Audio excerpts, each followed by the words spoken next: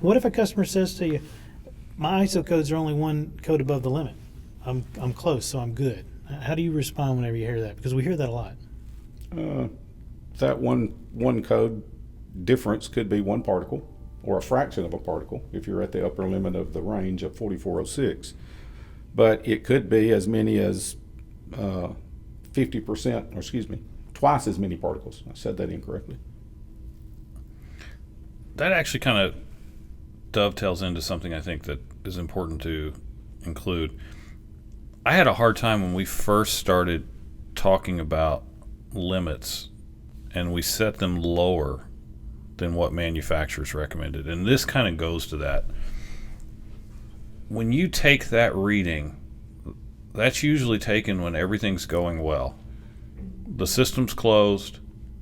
You haven't just done some maintenance on it. You haven't opened it up for some reason.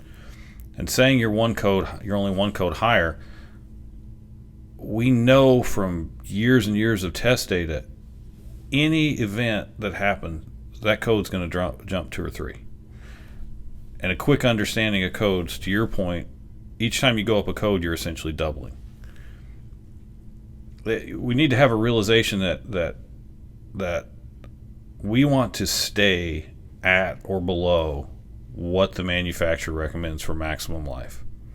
In order to do that, we have to understand that there are events that can happen, that happen regularly, like opening up a system to add some oil, changing a filter, repairing a cylinder. Those codes and those limits start becoming really important, that we need to look at where we need to be during normal systems to give us a little bit of cushion. I like to call that an insurance policy. Yeah, and it's a kind of a universal thing. Like when you're driving your car, there's a reason you don't tailgate. You want a little room for when things happen. If everything's going right and the person in front of you is stopping slowly and there's no deer running across the road and there's nothing happening, you're fine tailgate all day long. But that's not how life works, and that's not how the life of a system works.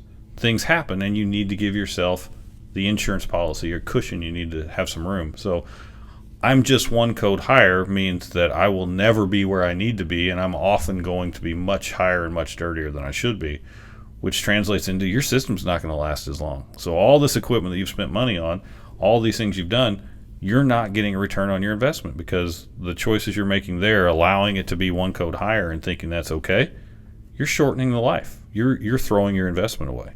So that's kind of, I think, how we have to look at it and how we have to explain it, that you need some room for when things go wrong. I think that's a fantastic analogy with the tailgating too, because that really puts us in a practical application so people can understand what you're getting at. That's very, very good visual, because that's real.